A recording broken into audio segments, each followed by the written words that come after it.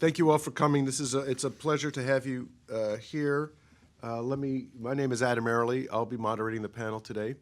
And let's first thank the National Council of Resistance of Iran, the U.S. chapter, for putting this together. And thank you all for coming for what is and showing interest in what is a very important topic.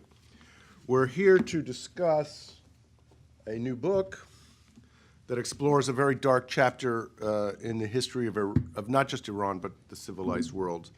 Iran, where mass murderers rule, the 1988 massacre of 30,000 political prisoners, and the continuing atrocities.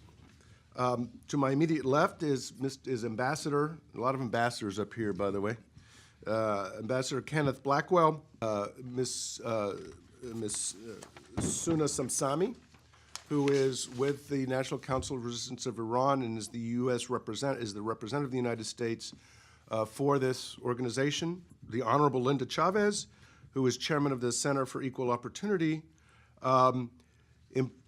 Importantly, for the purposes of this discussion, Ms. Chavez was the staff director on the U.S. Commission on Civil Rights under President Reagan, and was also elected by the United Nations Human Rights Commission to serve as the U.S. expert to the UN Subcommission on the Prevention of Discrimination and Protection of Minorities.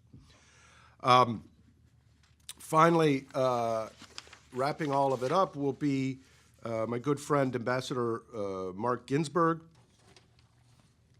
One may ask why the Iranian regimes continue to perpetrate such atrocities and continuing. The answer is simple.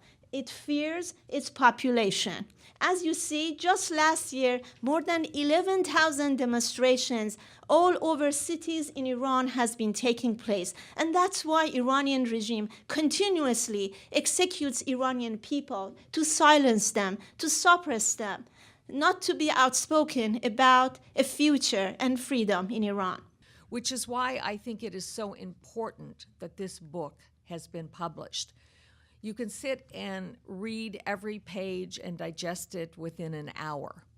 It is a short read, but it is a very important one. And I commend all of you to take copies of this and to read what happened. There was a mass massacre, and we've seen these kinds of genocides. We've seen what happened in Rwanda, as you said, in Srebrenica, and other places where thousands of people were murdered. Often, though, by mobs, as in the case of Rwanda.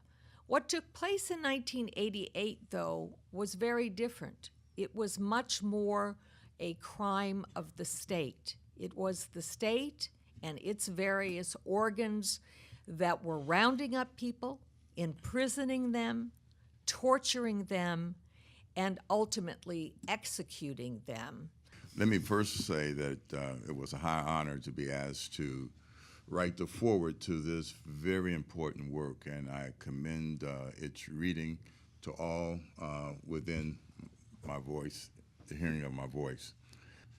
Us as nation states and as communities of nation states, to put the pressure on the regime to give access to the community so that we might shine lights, individual lights, collective lights, on the evils that were done in the name of the regime. As a consequence of our constant pressure, we give hope to the folks who are inside of Iran. We, in fact, light their candles. These think tanks in this city are not doing enough to shed light on the human rights violations that are perpetrated by Iran. Too much focus is on the status of the Iran nuclear agreement. We must, in effect, expand the debate about Iran. It is not merely the issue of the Iran nuclear agreement, it's its violation as a state sponsor of terror of all the norms that we consider to be essential to our freedom and security abroad, as well as to the people of Iran at home. And in support of NCRI. And it's also very heartening to see all of you here who care about this issue and frankly are going to be the ones who kind of carry the campaign forward for justice and accountability. It will be a long haul, but we owe it to the memory of the victims and their families to do right by them. So thank you to the authors of this book. Thank you for shining a light. Let's keep at it. Thank you, sir. Thank you. Thank you. This